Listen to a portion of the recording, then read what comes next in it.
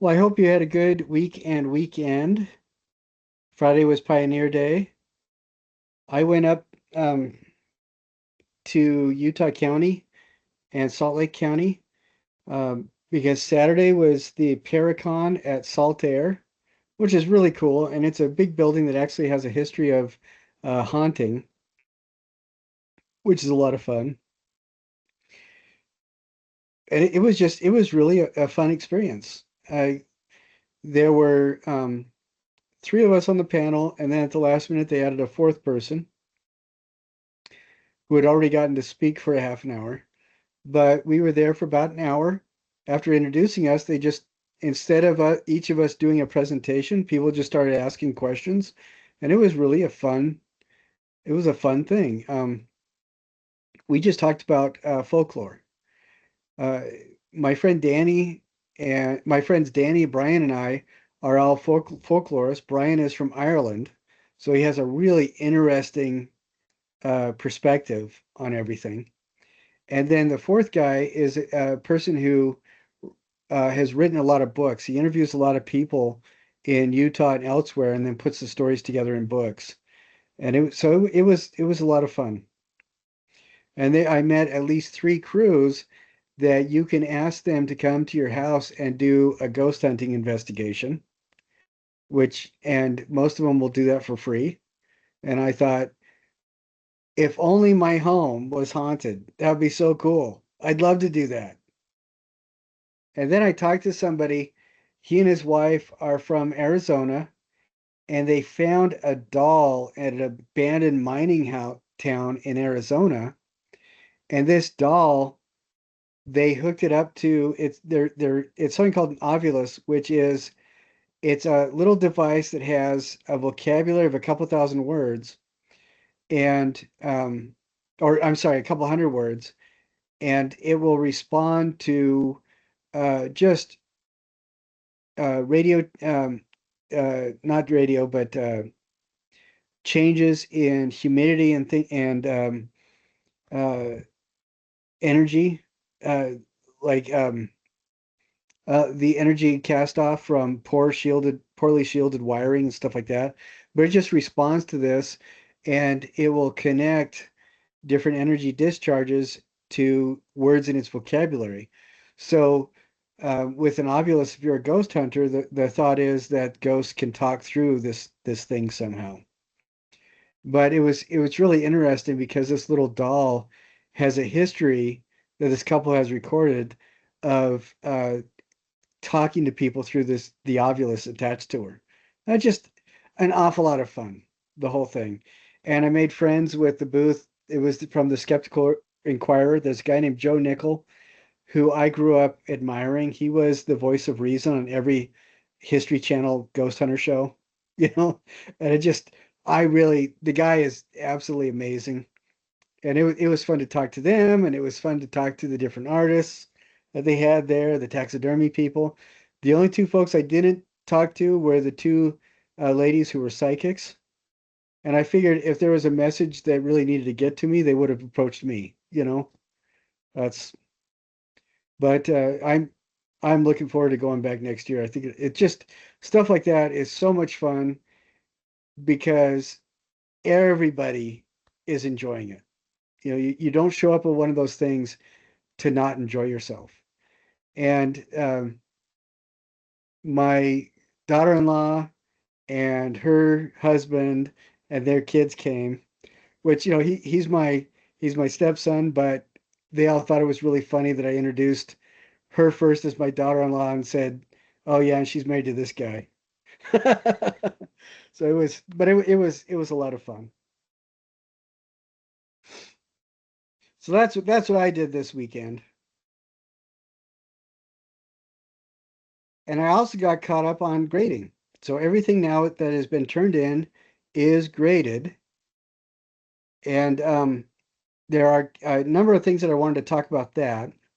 And then I wanted to do some screen sharing and talking about some other things. So everything that people have turned in has been graded now.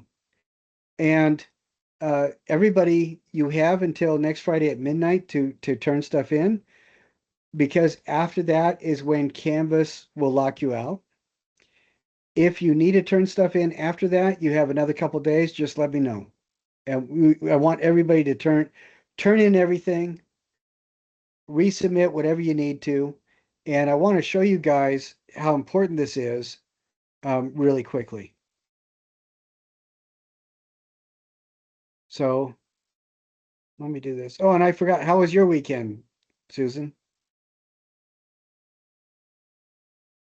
Well, I got into a car accident on Thursday, so that wasn't very fun, but I'm okay. No, I that hope other sucks. people. Yeah, yeah. So today I was driving around with my daughter and she stopped quick at a light and I had flashbacks because Mm.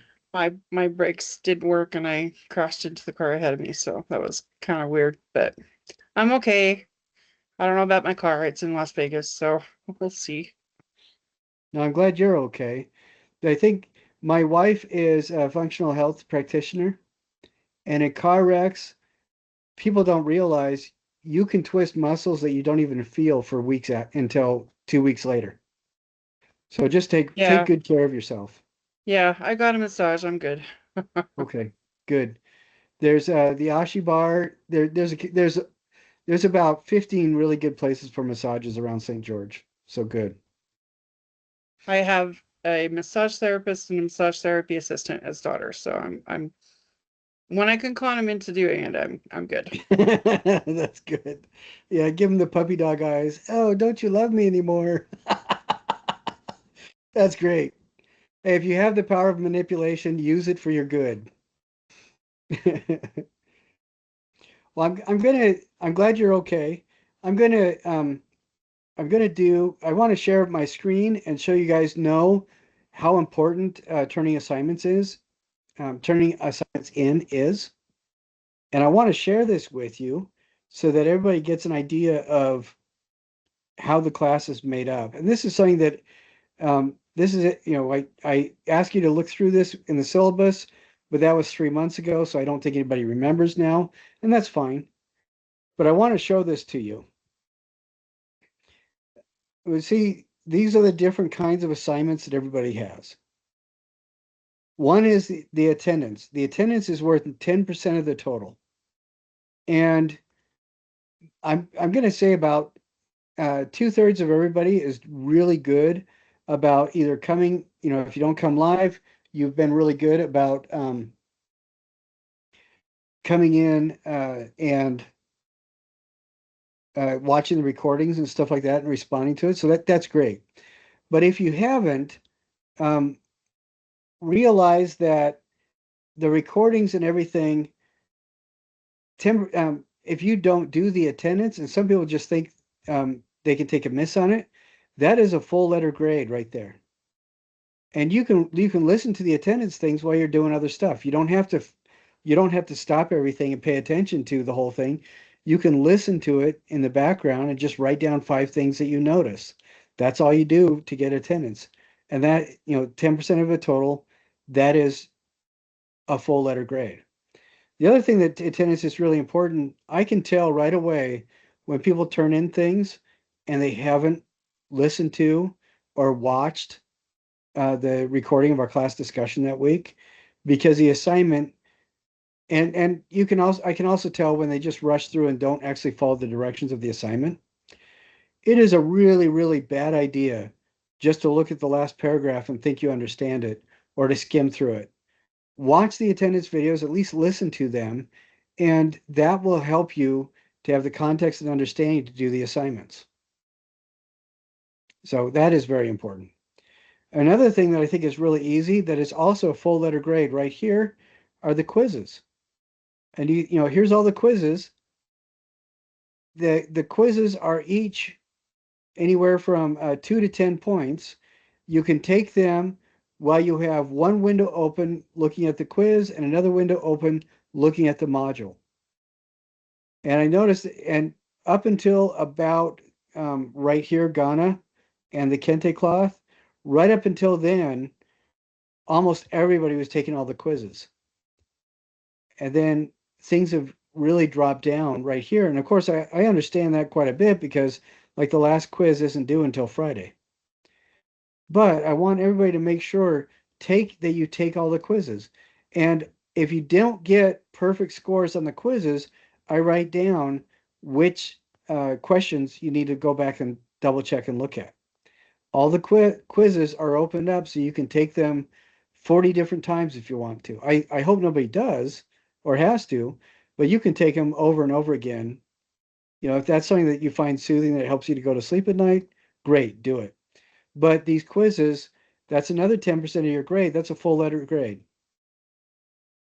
So it's super easy to get 100% on attendance, and it is super easy to get 100% with the quizzes. All right. And then written responses, that's something else that is really important. This is all the reflections and things like that. Yeah, they're only five, most of them are only 5 points apiece. Some of them are 30 points, but almost all of them are 5 points. However, that is a quarter of your total grade. So go through and make sure that they're done. However, this leads me to something that I noticed this week as I was doing grading. This morning, and this is one example, this morning, one of the assignments I was going through, I had 5 different submissions that were reflections that were done with AI. And the reason I know they were done with AI is because in them they had things like insert artist name here and write this in the voice, or this is written in the voice of a 24-year-old university student. I I guarantee you that you are going to be very hard pressed to find any teacher here on campus who is very interested in reading essays. Nobody assigns essays because they enjoy reading them. I, I say nobody. Maybe there's one or two people, but they're probably on medication. So no, you don't get assigned essays or reflection essays to write the essay and turn it in. It's to show evidence that you have thought about the material, that you've interacted with it. And in the syllabus, and several times I mentioned to you that it is perfectly fine to use AI to help you coordinate your thoughts and to create the backbone of what you want to write, but you have got to write your own words, overwrite it in your own words. And when I see something that includes insert artist name here, and then a generic description of the artist or whatever, it's really disappointing because all of you guys have made it into the university. All of you guys are standouts. It is University goers is an incredibly tiny percentage of the US population. And the fact that you're here is remarkable. The fact that you have the energy to be here and you're interested in being here and that you continue to be here is amazing. So please don't think less of yourself and disregard your own talents and brains by submitting AI. It's a waste of your time. And I should also remind people that whenever you submit somebody else's work or something else's work as your own, the university does see that as cheating. And we are doing the final project. We are using AI for that. There are specific parameters. People that have been turning stuff in have been following those parameters. That is perfect. But do not allow yourselves to cheapen the process of your education by not even rewriting the AI stuff in your own words. Okay? I don't want you to waste your time like that. And then 35% of the total is the studios. And all the studios, um, all the studio, and we do one of these every week. All the studios are um, there specifically so you can learn about what it is that we are addressing in the class.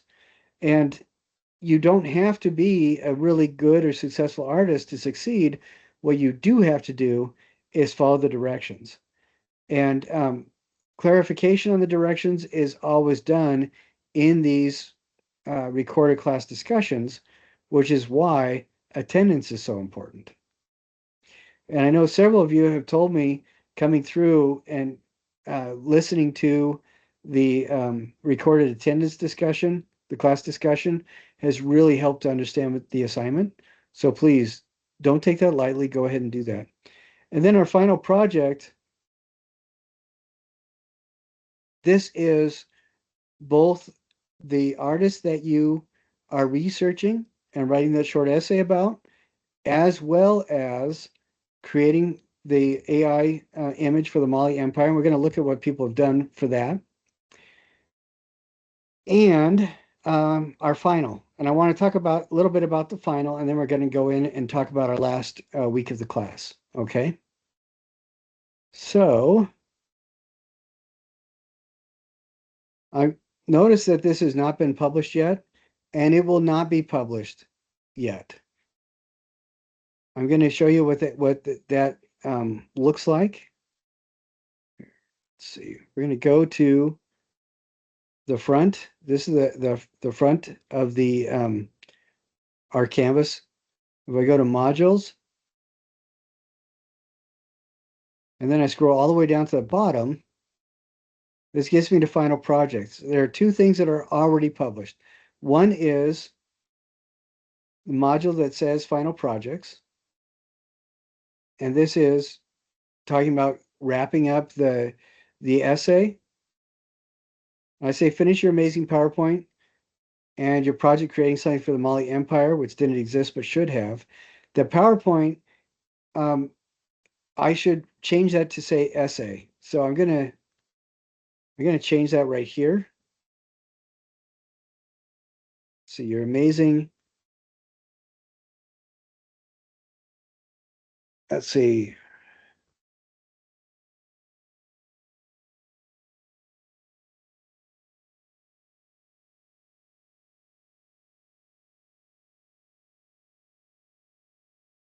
And your project creating something for the Mali. Something. Okay, we're going to change this using AI to create something for the Mali Empire, which didn't. Okay. And of course, finish all your mini assignments. Okay.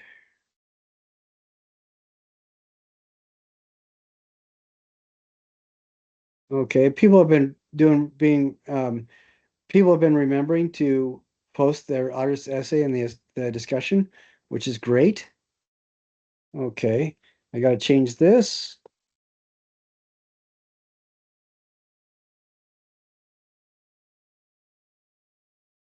Okay.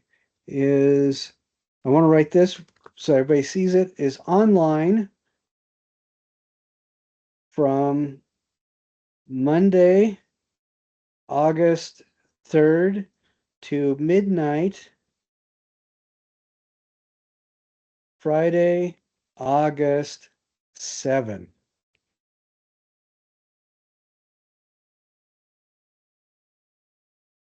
Okay, so that is all up to date now. And I want to show this to you really quick here.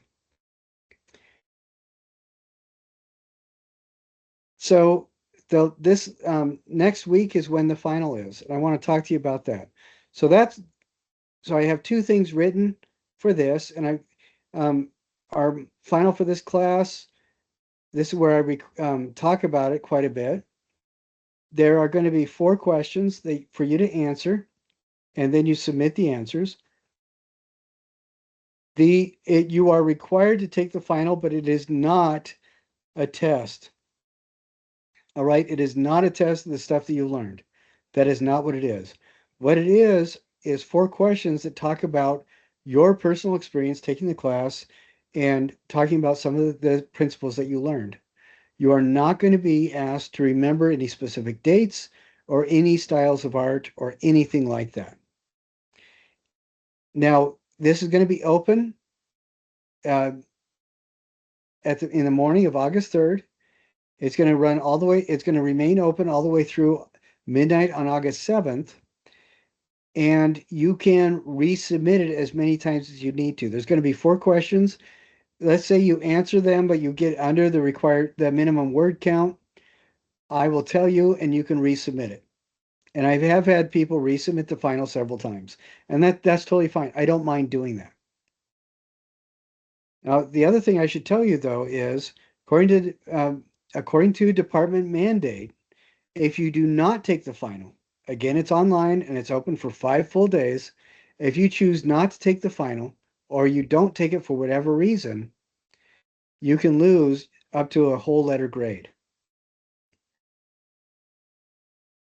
So I want to show you what the final looks like. And again, it's not going to be published. It doesn't show up on what you have to do, and it's not going to be published until Monday. I'm actually going to publish it late Sunday night. So our final this semester is online and open from Monday, August 3rd to midnight, Friday, August 7th. And there's going to be 4 questions. This says 35. It's actually should be 50 words for each one. So I will make that change before I publish it. And the 4 questions are, what was the greatest challenge of the class for you? What was your greatest success of the class? And it needs to be different than the answer for number 1. How did this class change or clarify your view on art? That's the 3rd one. And 4th, which concept or principle will you be taking with you to help in your future studies or business life, and how will you apply it? All right, now, and you need to write, is going to be a total of 200 words, 50 words, at least 200 words, 50 words for each question.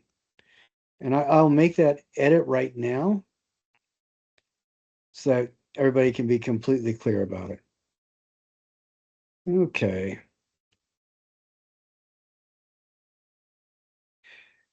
Now, each question has to be 50 words. And there's going to be a minimum of at least 200 words. Now, if you do one question that's 65 words, another one that's 35 words, the 65 words, you'll be just fine. But the 35 words, you're going to lose points because it's under the minimum word count for that question. And this cannot be done in AI. It needs to be your own words. AI does not think for you. Since I'm asking you to explain your own personal situation, your own personal experience, AI will not be able to answer for you because only you can do the thinking for you. And I write this in complete and well-written sentences using correct grammar and spelling. This is important, and this is also why I would like people, as soon as you can, as soon as it opens up and you see it on Monday, go ahead and start taking it. Because if you rush and hurry and turn it in, and it's not exactly right, you'll have several days to fix it, because every day I will be double checking and grading this several times a day. And if you miss anything, if you're short on words, if it's there's incorrect spelling or grammar or anything like that, you have an opportunity to fix it over that entire course of the week. And again, I am not publishing it right now. I'm going to be publishing it. Oh, something screwed up. I got to check this. I will be punishing it, or I will be publishing it late Sunday night. So it is available to you. Let's see.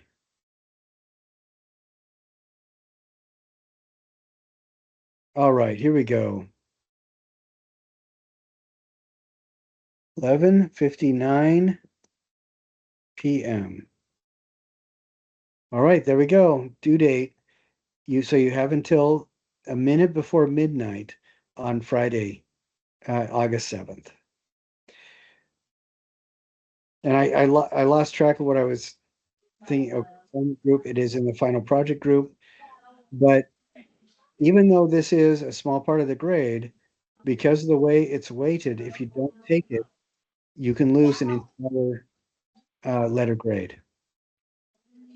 We can use Grammarly though, right? When we're doing our writing. You can use whatever you want, but it Okay, needs, when you turn it in, it has to be your own thoughts and your own words. AI, like I said, thank you. AI cannot write it for you because we're talking about your own experience. And personally, things like AI, Grammarly and stuff like that, I find that they help quite a bit.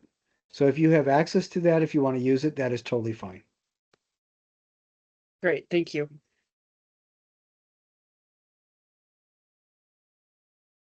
And that, like I said, it will be up August 2nd, and I will be emailing people every day to remind them.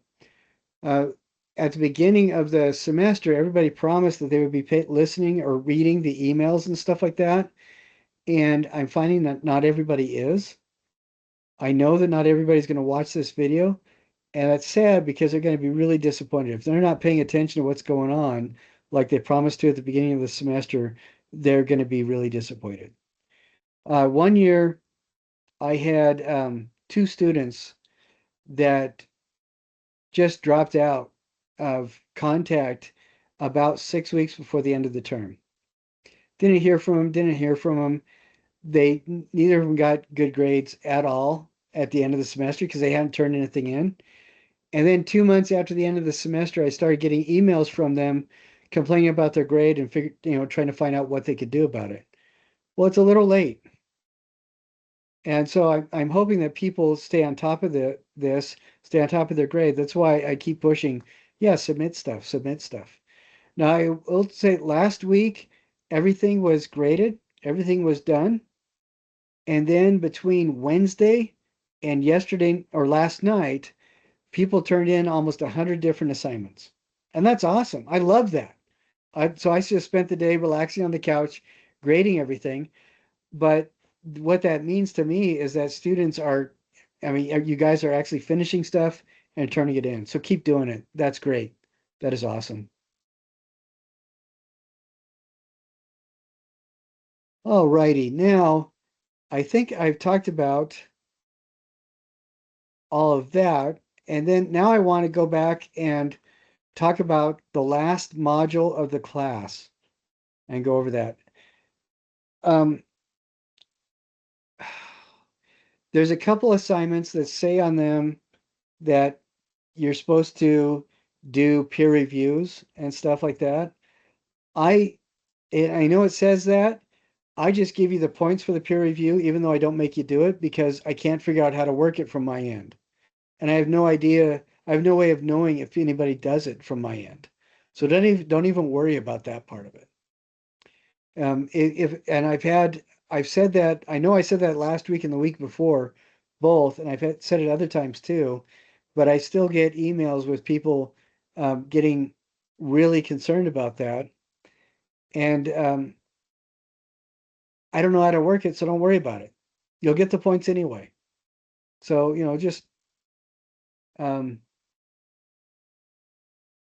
yeah, if anybody knows how to work it, or you guys, if anybody is doing it, please let me know so I can find out how to do it because I have no idea.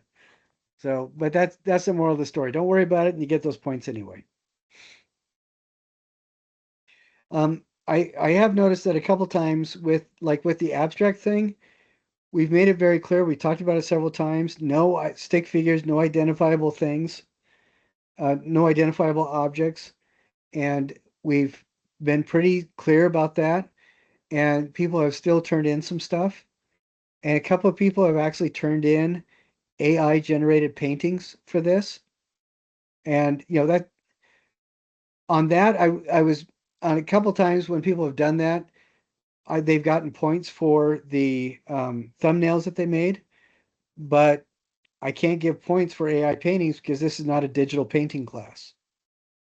And if everybody that has done AI stuff that they've submitted, if I know, I let you know. If I suspect, I've asked people to verify it. And I don't want you wasting your time.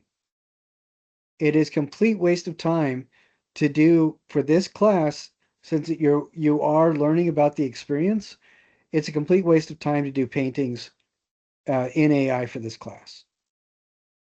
And other people have done like colored pencil renderings and things like that as paintings, and that's fine as long as, and we've talked about this before too, as long as you cover all the white of the paper with your pencil, that's fine. What doesn't count as a painting is when you draw a line image and that's it.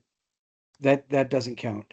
And anybody that's done anything like this, I've mentioned what we need, and I recommend that you go back through and look at, the class discussions about this stuff. If you need any help, you can also contact me directly, and I'm happy to help. I have had a couple people that just did not feel really comfortable. They've never painted. They felt really uncomfortable about it. In that case, what I would recommend is you get some watercolor pencils, do your color pencil drawing, and then you can go over it with watercolor, and it will look like a painting, and that's perfect. But digital paintings do not count for this class. All righty. So I hope I've beaten that enough for everybody to understand. Do you have any questions, Susan, or questions that you I've think got other it. people might have? You got it? I think I've got it. Yeah. Thank you. Okay. All right. So this is, now I know right through here we kind of doubled up, did a 1.5 each week, and now we're right back on track again. And I'm sorry for overlapping and making things confusing as to due dates and everything. And I could tell right away that people that didn't watch the class discussion were freaking out about the due dates. And in the class discussions, we said, don't worry about it. So that's another reason why it's a good idea to watch the recordings. So I before we're done, we're going to go to this discussion and watch or look at the things that people have done for the Mali Empire, because several people have turned things in that are freakishly cool. And it made me so happy to see that, because you guys really latched on to what was going on. And I hope people have some patience with me, because I have other classes where we do a bit more work um, for the AI stuff than in this class, and I was grading people according to the rubric for that class. And then this morning I realized my mistake, and I went back through and regraded it according to the rubric for this class. So I'm sorry for that confusion. And the essays that people have been doing, their opinion essays, have been really, really good. So that's excellent. The only problems that I've seen with the artist research stuff is when people turn in research about an artist or several different artists different than who they picked in module 3. And when I pointed that out, everybody's just turned around, went back to module 3, saw the artist they were doing, and fixed it. So you guys have been doing really, really good on that. And with the street art, there's been some really, really good, solid stuff. And I'm gonna, before we move to the Molly stuff, I'm going to show you some examples of the street art that people did that was so good.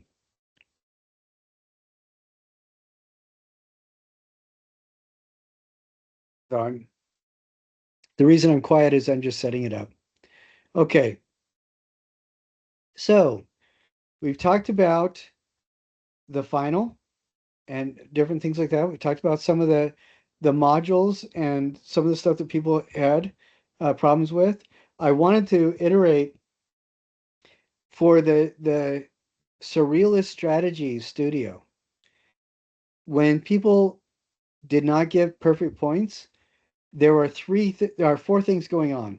One is they didn't include all the pieces, which is 3 of those creatures and 5 drawings, and then your short paragraph where you talk about it. And the 5 drawings, um, the next most common thing that people missed. So one was not including everything. Number 2 was those 5 drawings either didn't have the title sentences attached to them, or they had the incorrect titles attached to them. By that I mean they had the titles attached to them that they used to do the drawing. In the Surrealist Strategies, it's not supposed to make sense, and so you have to switch those titles around.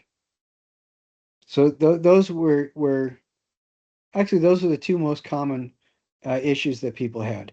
So if you turn this when you turn this in, you didn't get full points. Look at what I said and resubmit with everything.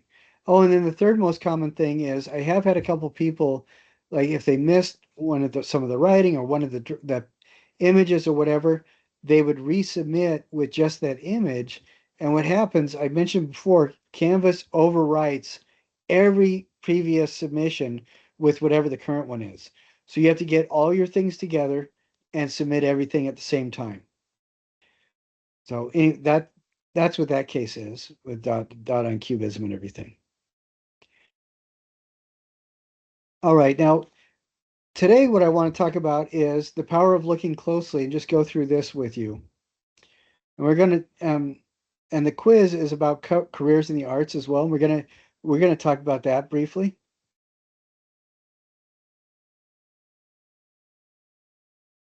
One of the things that is so important about art is not whether or not you think you can do it, because the reality is every every person is an artist.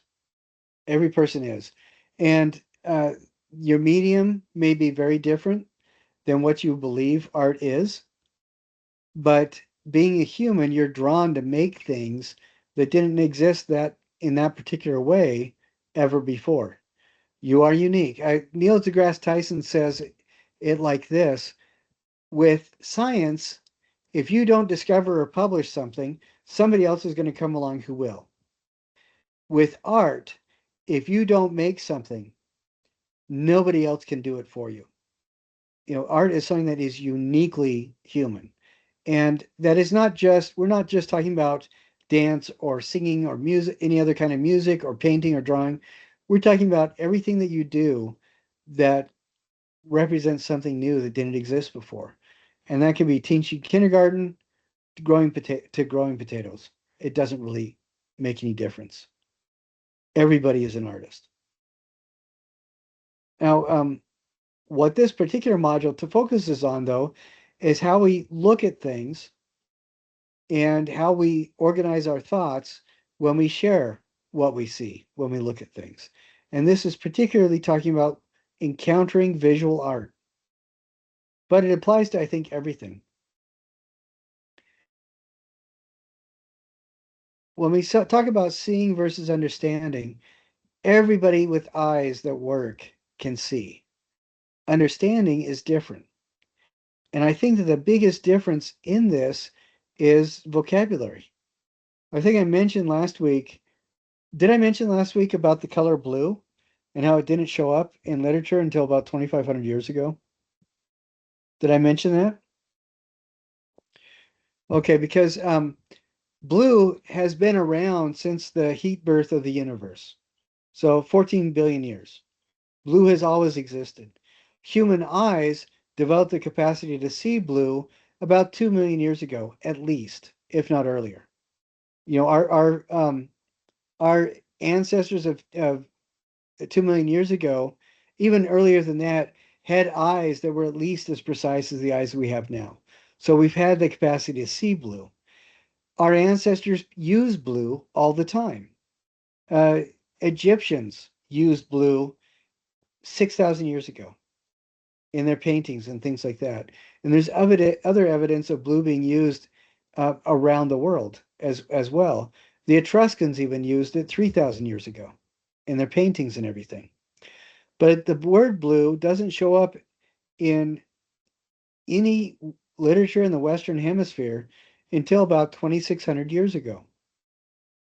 And it starts even a little bit more recent than that, but it starts showing up after things like the Homeric hymns and the Odyssey and things like that. Other Greek writers start using a word that the closest translation today is blue, which I think is really interesting.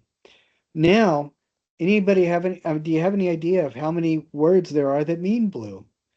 I I don't. I mean, yeah, there's the different shades of blue, but then we also have words like cerulean, and cyan, and we have we have dozens and dozens of words that talk about different shades of blue.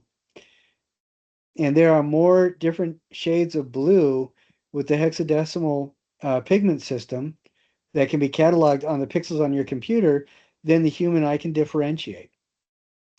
And what I'm getting to about all this is that it's interesting to me that it seems that the capacity for understanding and precision expands when we have the proper words to talk about what we're experiencing.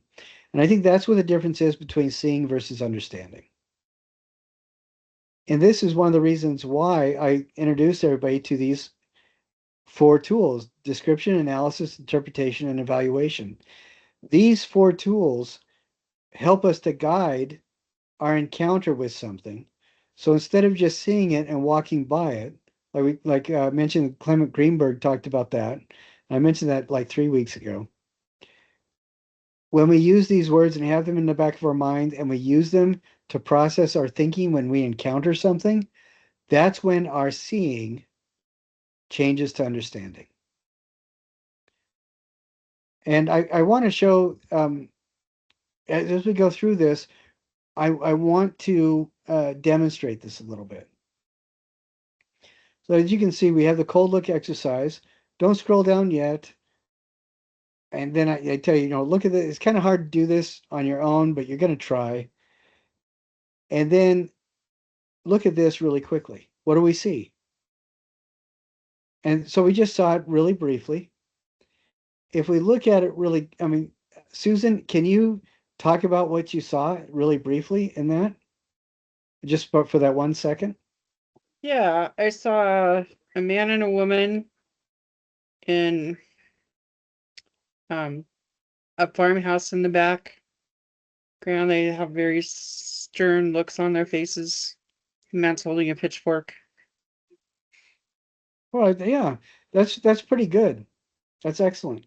Now, when we look at it a little bit more closely,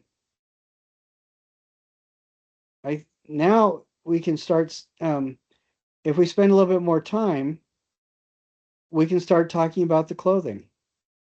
We can start talking about the kind of hair that she has. What color? Her eyes are blue and his are brown. They both have the stern look. He is holding the pitchfork, just like Susan said. They're in front of a house. But as we spend more time with it, we notice more and more details. Say, oh, this is not done in an impressionist style. It's done in a more realistic style. This I can see there isn't just one house. There's actually two. There's this one right here to the side. I didn't see that the first time. We have the Gothic arch right here, which ties into the title of the painting, which is American Gothic. And we notice that this isn't just a white house. It's kind of a cream color. And his white shirt and her white collar are a lot more white than what we remember as the White House. She has this cameo right in her collar. So, and we start noticing a lot more details.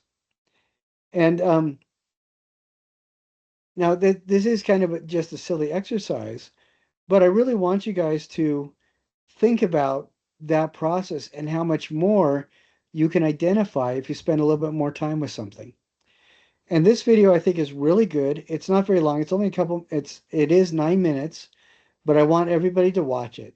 It is Feldman's 4 Steps to Art Criticism.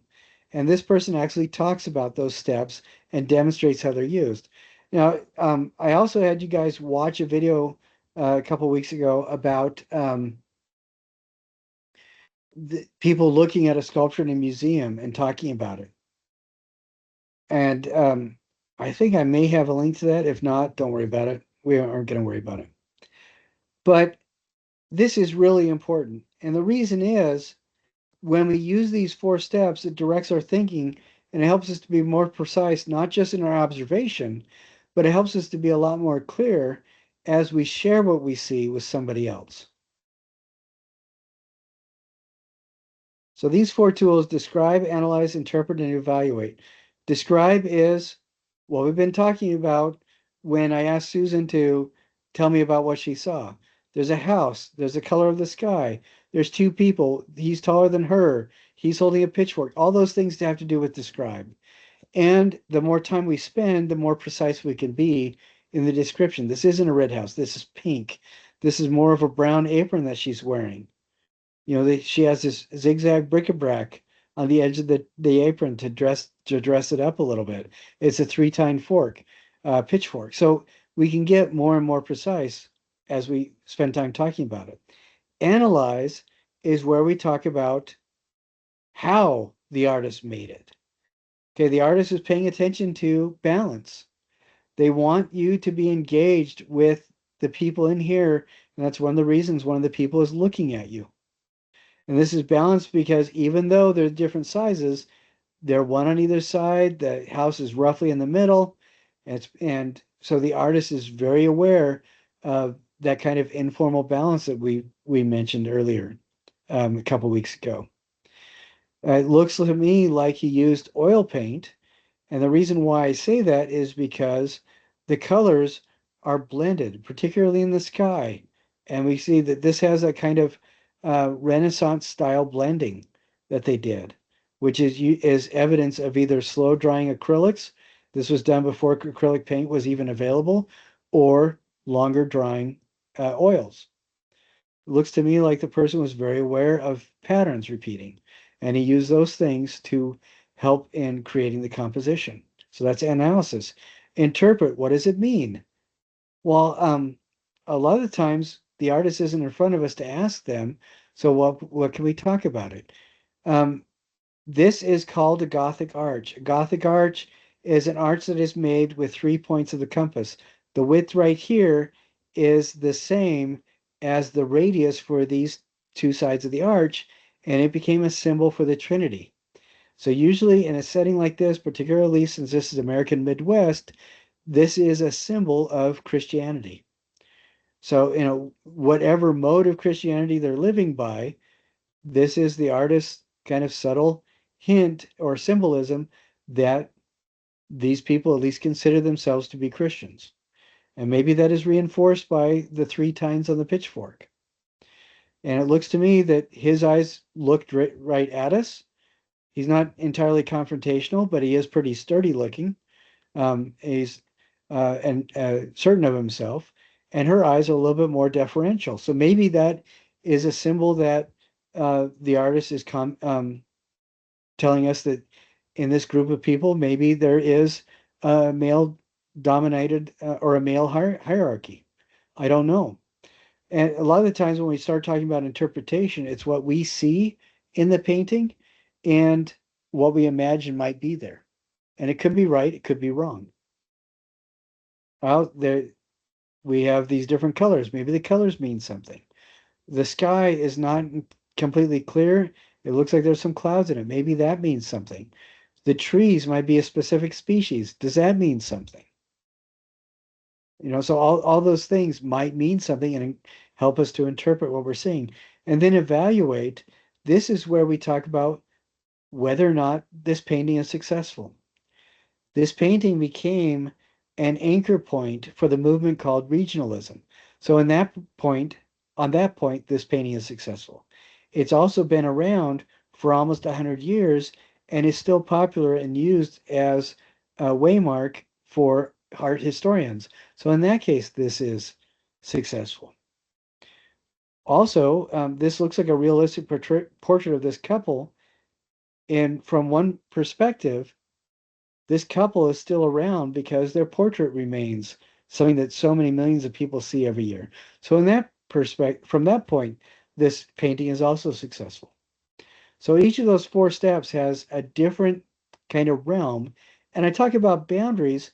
We don't really want to put these out of order. We don't really want to smear or cross our understanding from one to another when we look at them. Hi, Cecilia. By that I mean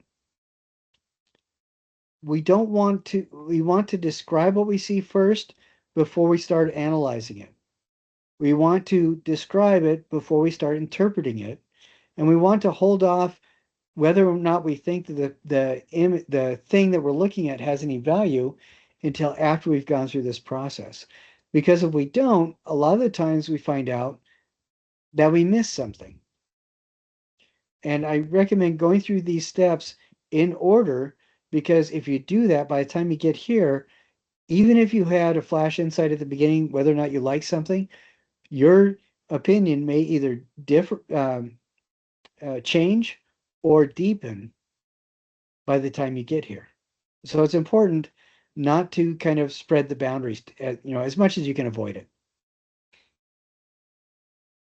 It is very important to be precise as we talk about things as well. And by that I mean, I'm not, we can say these are farmers. We can say they're working class. Um, whatever that might mean. They're working class because he's wearing bib overalls, and they don't look like they're getting ready for a high society function.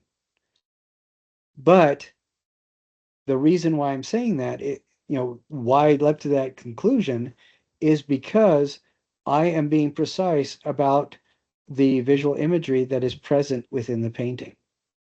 I can't just make the assumption without tying it into something that I'm being precise about in the painting. This style of house was a hallmark of a successful middle class working family in the early 1930s. And so that's why I can say that. And you'll notice that it's a lot different than saying, "Oh, I like that," because we're actually talking about specific things within the painting.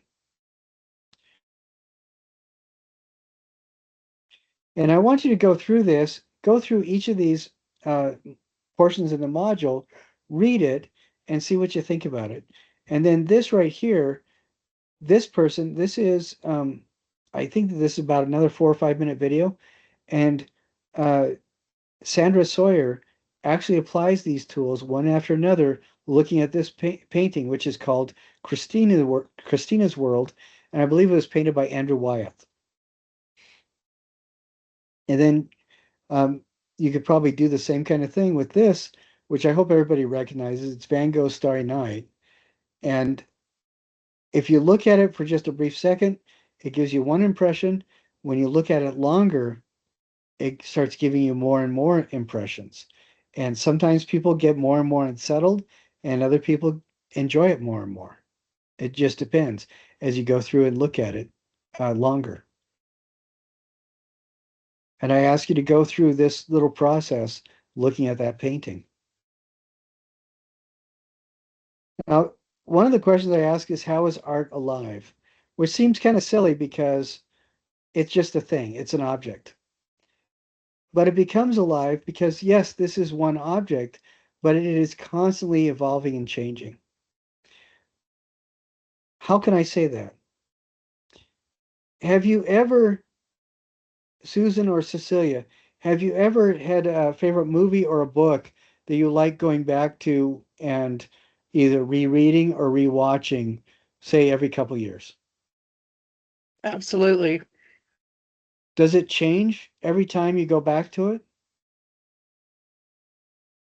Yeah, sometimes you notice different things that you missed or skimmed over or weren't watching that carefully because it wasn't high action. I don't know. Yeah, and I think you're absolutely right. The thing itself isn't physically different. It's the exact same. The difference is you are different and you notice different things. And it but in that, your relationship to the artwork, whatever it is a living thing. Your mind, your body reacts to it as if it's a living thing, because as your awareness of it changes and grows, it essentially represents something different every time you encounter it. And that's something that I think is true of all art and should be true of all art. So when we look at this process, I want you to think of art and the art stuff that you encounter as living things that will change, evolve, and grow over time. When the actual thing that's changing, evolving, and growing, of course, is you as the observer. But what's interesting to me is every time you see something, your brain reacts to it differently, and it appears to be changing. And I just think that whole process is really fascinating to me. And I'm sorry, I'm trying to get back to what I just pulled myself out of. Okay, here we go. Now this painting, I remember when I was about 7 or 8, seeing this painting, it terrified me. I hated it. It was horrifying. Then I was in the hospital for a summer when I was about 11 or 12, and I saw this and I forced myself to start tracing the lines in it. And after a while, and I would use it because I was in a lot of pain in the hospital. And by focusing on what the paint was doing, what the paint strokes were doing, it allowed my brain to um, unfocus from the pain, to separate myself from the pain. And then by the end of that summer, what was amazing to me is that the painting did not change at all, but now it feels like a friend, which is interesting because at the beginning, like when I said I was 7 or 8, it terrified me. It was horrifying to me. And now I love it. I think it's one of my most comforting paintings that I've seen. And that change can happen to anybody in about 3 to 5 minutes. If you look at something for 3 to 5 minutes, um, and you look at it carefully, thinking about those 4 steps: describe, analyze, interpret, and evaluate, it can change your relationship with the thing, whatever it is you're looking at. And you may not like it when you're all done. You may hate its guts, and that's fine. But if somebody asks you why you hate it, at least you can answer them and you can tell them exactly why. And yes, this can apply to anything. We have 3 students in the class that are nurses, and my friend who is the head of the nursing department here on campus, she loves this process because it very much applies to nursing, which I think is just amazing. And then this exercise, quick look versus slow look, looking at this painting really quickly and then looking at it for longer. Frida Kahlo, that's who did this painting, was a very interesting person. But I want you, when you do this, look at it really quickly, make mental notes of the initial impressions, then go back and spend at least 3 minutes, hopefully 5, looking at it again. And it is important for you to do that because in the reflection, you're going to be talking about how long you spent looking at the painting and then your thoughts about it as you went through describe, analyze, interpret, and evaluate. And I'm not going to go back to the painting again because everybody needs to do that. Now, I go into a little bit more depth. When you describe, you start asking, well, we can, instead of asking what colors, we ask what is happening. Yes, that is true. But I want, when you ask about what is happening, I want you to root it in what you are actually seeing and be able to identify the elements that you're looking at that make you feel whatever it is you're feeling, or that help you to appreciate whatever it is you're appreciating.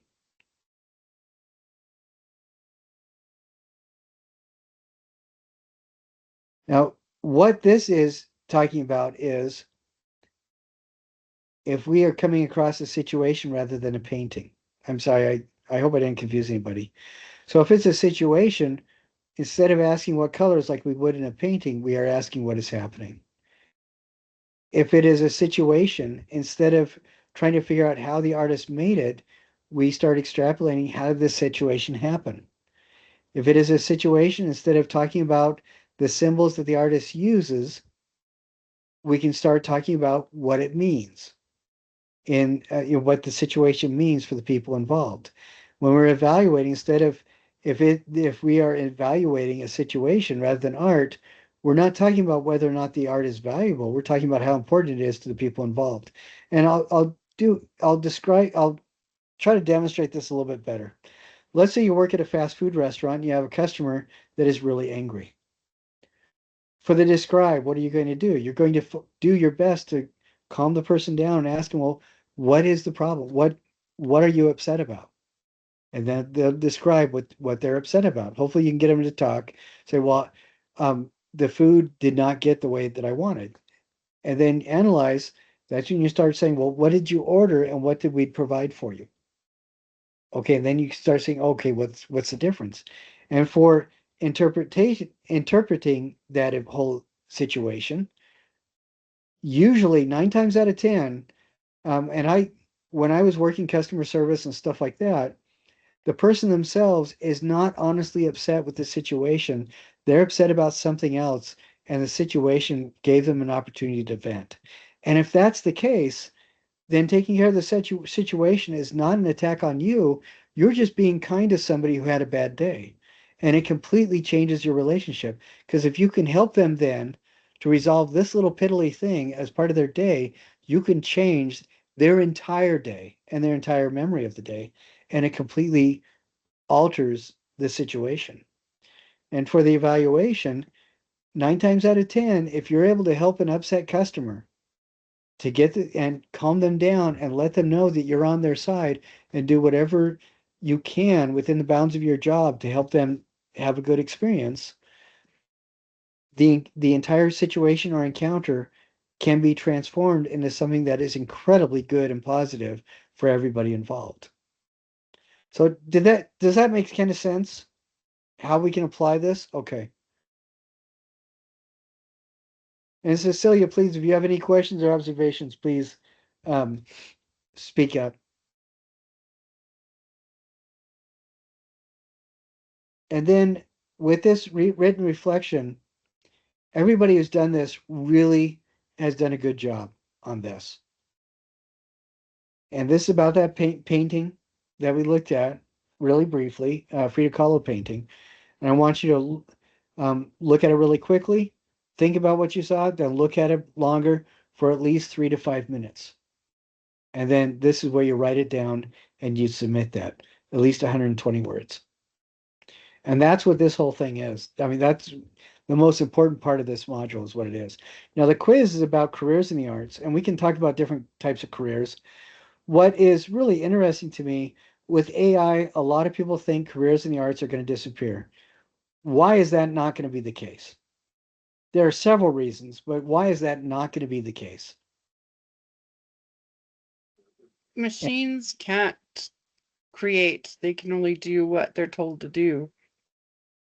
yeah, the AI right now, AI is a misnomer.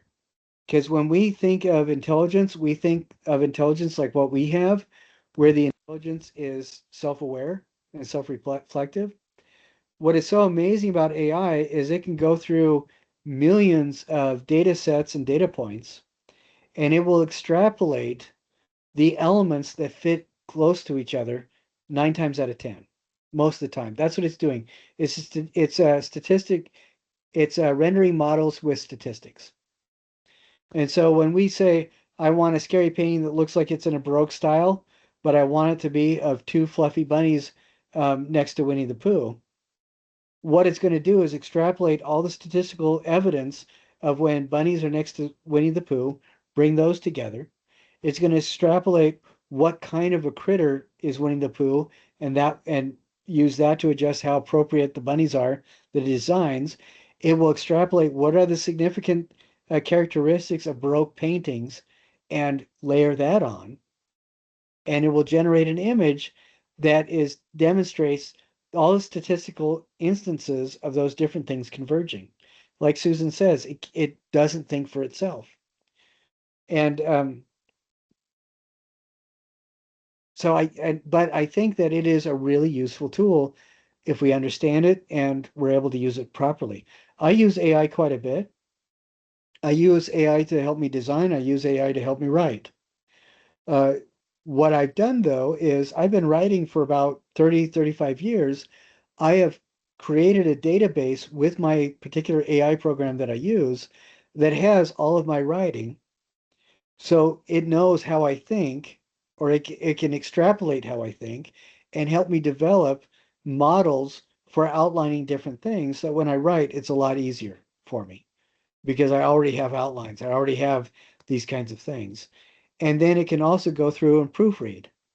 and say, hey, this is a little bit different. You're drifting from your typical grammar usage here and your typical language usage here. Is that a problem? And then it'll, I can fix that. But that's because I spent the last 2 years developing this database of my own work that my AI can then go through and find data points with him. But if you just go, what I have a friend who does Facebook advertising, and one of the things he notices is a lot of people will do advertising with AI generated images. And that's fine if you're not caring that much about deep and meaningful connection with your customers. He said, but what is really interesting is that a lot of designers that are the ones that get paid a lot of money will go through, they will use AI to help them generate um uh what's it called? It's when you just throw a whole bunch of silly ideas up. Mind the word Brainstorming. brainstorming. Yes, thank Brainstorming, you. yeah. Brainstorming. Yeah, they'll use that to brainstorm, but because their personal experience being illustrators for 40 years or whatever, they can do it. They know what people respond to and why people respond. Otherwise, you have this uncanny valley membrane between the customer and your connection with the customer.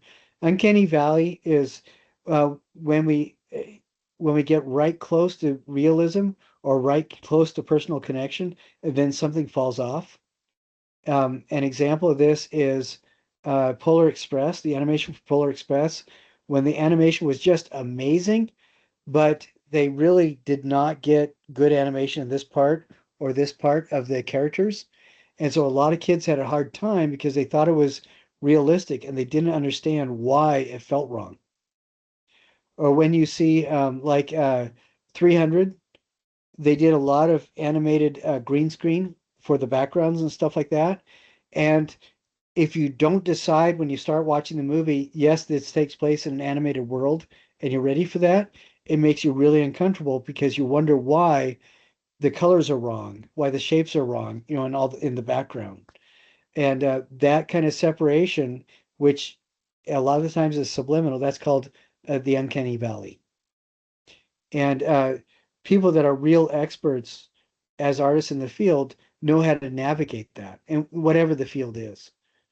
So I'll talk about these other things really quickly, but I think it's a bad, it's AI can do an awful lot of things, but AI will never. If you guys ever get a chance to go to Anthony's Antiques in Salt Lake, go there, or Cat's Cradle in Provo, go there, because AI may say, "Oh yeah, these antiques could be valuable because of these things," and give you a list of reasons, but those guys know what they're doing so well that if you have the money and means, they can find exactly what you're wanting because they know they can understand what you are looking for in a much deeper way than AI can. So fine art is another one of these things. There is something that fine artists do in their minds that so that each artist is unique. And it is fascinating. And one of the things I love about AI is that people that are conscious observers, like we are in this class, you can see those things and it really helps us to appreciate the human hand even more. In photography or painting or whatever. Ceramics, this is something that AI can show images of, but if you guys get a chance to go on campus to North Commons building, the north west corner is where the ceramics lab is. That there's about a dozen students that have their stuff out. It is freakishly awesome. Go there, check them out, see what they're doing. Megan and Sean are astonishing. And it's just, but even something like making something like this and getting a contract with um uh one of the home decor stores, like Target, for example, can really make a person's career. And you'd think, oh no, that's silly. But if you can imagine having a chain of 300 stores, and each of them sells one of your vessels every 3 days. That is pretty cool. And then even if you and selling through a gallery, you can get, I mean, you think things can be really good for you. Graphic design, this is something else where more and more people are using AI for brainstorming, and low budget advertisers will use it for their stuff. But even then, 9 times out of 10, AI is not going to spell the words correctly. So just to be aware, photography, this is one thing that is really astounding to me. In every other art medium, the artist has control over everything. In photography, the artist only has control over formatting. That's it. I mean, so if you do stuff in studio, then you have control over filters and lighting. But most of the time, the photographer, they have to be so good and careful at what they do that when they take a photo, basically they know what they're looking for. They know what works right. And what is astounding is they get it. I mean, our photographers are like painters and sculptors with both hands tied behind their back. It's amazing to me what they can do, because all they can do is take a passive photo of something. They don't make it. There are artists like Andy Goldsworthy and Sandy Skoglund that make set up the photo themselves, but most photographers, I mean, it's just ridiculous. And we have a couple of them on campus that are astonishing. They're amazing. I mean, this campus has some of the best artists I have seen anywhere, and I've worked in with 8 different universities. So I mean, pretty freakishly amazing. So here's the quiz. And then I wanted to walk through what this assignment is: studio art around the world.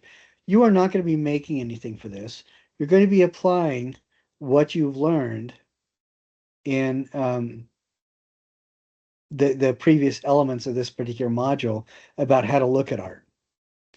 And this studio art around the world, what you're going to be doing is going to this um, website and writing, um, I'm sorry, and pinning something that you find after you do the research. And the research is look online for artists that live outside the United States, are alive today, and are working in painting or drawing or sculpture. One of those 3 things. And when you do your research, you can use any search engine you want. And the internet search engines, Instagram, YouTube, whatever. But what you can do is maybe think of 3 or 4 different countries. Think of 3 different countries, for example, and then write living artist that works in, or contemporary artist in wherever, like a contemporary sculptor in Cameroon, for example, contemporary sculptor in Ghana, contemporary sculptor in Venezuela. And what you're going to do is find 3 examples of their work. And I talk a little bit about how to do this, but I'm talking about how to do it in Instagram or with your regular search engines. And after you find 3 different artists, what you're going to do is go to this Padlet, and I'll show you what it looks like. You click on it, and it goes right here. This is what the new page looks like. And the password is Wide World of Art, and that is listed right here. Wide World of Art is the password. So I'm going to put this right in here. Hit go.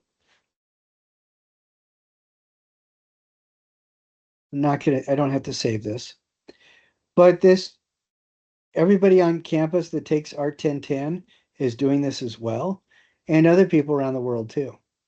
And you just use this to put in your artist and the country that they're in and the artist that you found. an example of their art. Let's see.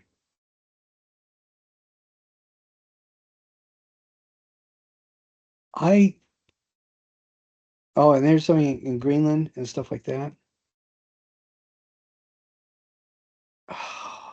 I don't know exactly how to use it. Oh, I guess with post, you can post here and pick a location, and then you can place a pin anywhere. So you could do one or the other. And so you don't have to necessarily find out an awful lot about the artist, but if you found an artist that you like, you can pin the country and then put the name of the artist and give an example. And here is something where somebody pinned Victoria, Australia, and it looks like this is somebody in our class who pinned this and wrote down. So this Michaela is in our class, and this is what she wrote for this pin. So she posted this. I think that, and if you don't understand how to use this, I did know, but as I'm showing you guys, I totally had a complete brain fart. I can't remember. There are things on YouTube where you can find out how to use it. But then also here, if we go back to this page, it talks about how to, and it mentions a little bit about it. So you include their name, your name, their location, the artist's location, an image of their work, and a short description of their work that is written by you. So again, you're doing this for 3 artists outside of the country and who are alive today. And this is what that pin looks like. So this person is in Australia, and it's one of these pins right here. So I'm sorry I can't be more specific than that because I did it myself, so I know how to do it. I just can't remember how to do it right now. So if anybody has a hard time doing it, let me know, and we'll find one of the people in the class who's done it before to help us. But like I said, you can go to Padlet, do a search for how to use Padlet on YouTube, and it will walk you right through it too.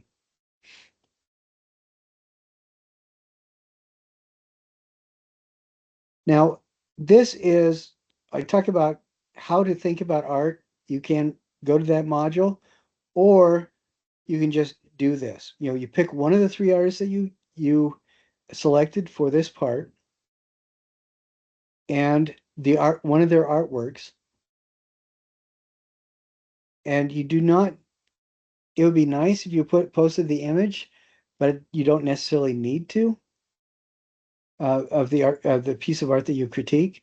But in this part of the assignment, what you're going to be doing is doing an actual critique of one work by one of the 3 artists that you posted in the class Padlet thing. So not 3 artists, not more than one work, just one work from one of those 3 artists that you picked. So it shows here you picked one image for each of the 3 artists you chose. Look at the work, and then you pick your favorite. And to submit this, you write down the title and name of the artist. The title is of the artwork that's your favorite. You will look at the work closely for at least 5 minutes, and I want you to time yourself. And then for the next steps, you can talk to a real person or pretend you are talking about the art to someone. You describe it to either an imaginary friend or somebody else, analyze it like we talked about it to that person, interpret it, talk about what you think it means, and evaluate it whether or not you think it's successful. Then after that discussion, either with your imaginary friend or somebody else, then I want you to write down 8 sentences, 2 sentences describing, 2 sentences analyzing, 2 sentences interpreting, and 2 sentences evaluating. And to get all the points for this assignment, you're going to submit 5 different things. The first thing is the countries of the 3 artists you submitted on the world map, the title of the work and the name of the artist for the one piece you are critiquing, how long you looked at it, your 8 sentence critique, and an image of the artwork you are critiquing. Does that make sense? Okay. Now I'm going to shift gears and show you. Do you guys have any questions about that? Cecilia, you've been really quiet. Do you have any questions?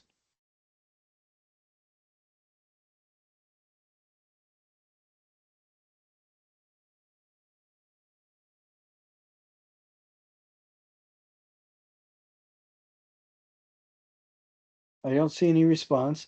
How about you, Susan? Do you have any questions? I think I understand what we're needing to do. Okay, excellent.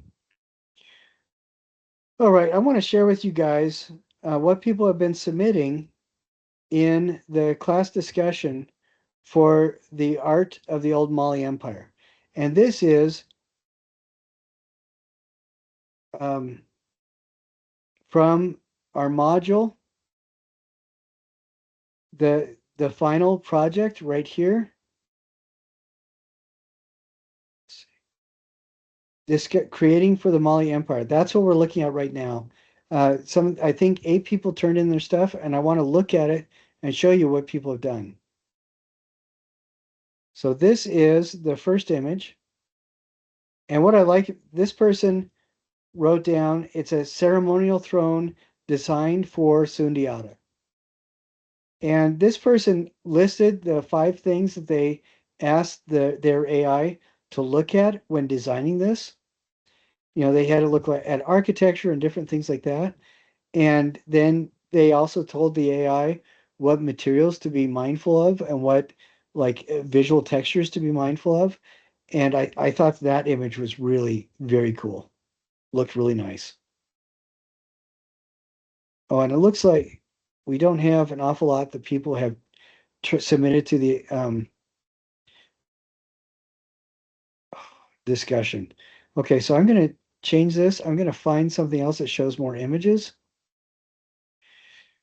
The discussion is only a couple points, but um, it's only 10 points compared to 30 for the project, but it is 10 more points that are pretty easy to get. So let me see if I can find better images.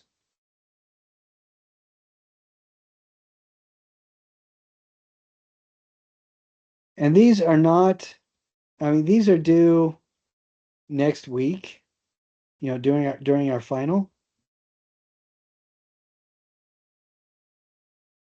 And I want to show you a really good example of what this looks like when it's turned in. Excuse me. So the person wrote down the 5 sources, the visual sources that they had their AI reference, and they used letters to describe what elements they were in the write-up. And the write-up, you're supposed to write something that's a description, something that's analysis, something that's interpretation, something that is an evaluation, and then comparing the first and second image that you generated with the AI. So they did that. And then they talked a little bit about their experience and what they noticed. And then this is the first image. See that they wrote. This is from the first prompt that they made. They looked at it. They decided what would work and what wouldn't. They revised their prompt. They had the AI go back and generate another image. And then this is the second image. And I really like this. This person who submitted this is a nurse, and they wanted to show like a nurse in a setting helping somebody, but so that it looked like it could take place in Mali 700 years ago. So this is a great example of what to turn in. Those 5 initial reference points for your AI. These are 5 visual images, and then the write-up where they included a sentence for each of the 4 steps of Feldman's model critique, plus a little comment about the first and second images and how they experienced the whole thing, what their experience was. Then they included the first image and the second image. Does that make sense for this project? Okay. And most people notice that most people, when they do this, the biggest amount of time that they take is finding the right 5 images. And then the second biggest amount of time is waiting for whatever their AI program is to make the rendering. Everything else comes pretty quickly. So, all right, do you guys, now this is our last regularly scheduled broadcast. We are going to be meeting next week, Tuesday night as well. But in that case, if you show up or if you watch the recording, you will get credit for it, but you will not be dinged if you don't. So it's essentially an extra credit thing.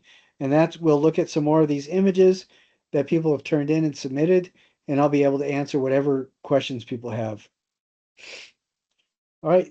Now, Cecilia and Susan, do you have any questions about anything in the class before we wrap things up? No, I think I'm good. Thank you. All right. Now, do you understand what to do with those assignments that we talked about today, Cecilia? Yes. Okay. Yes. I All just right. How have a about question, a quick question about submitting like the drawings that we've done.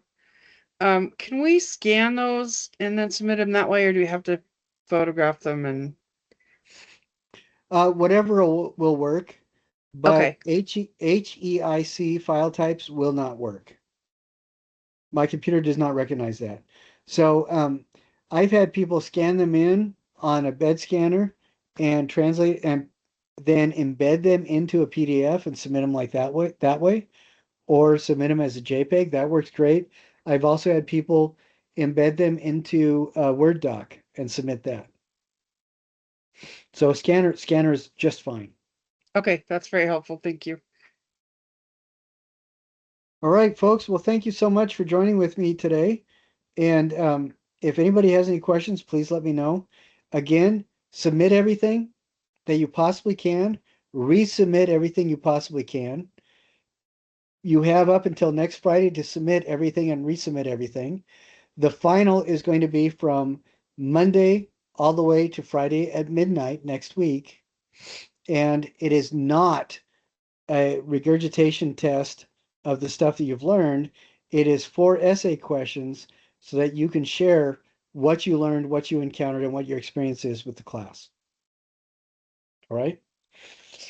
So if nobody has any questions or anything like that, that's all I needed to cover today. And thank you so much for being with me.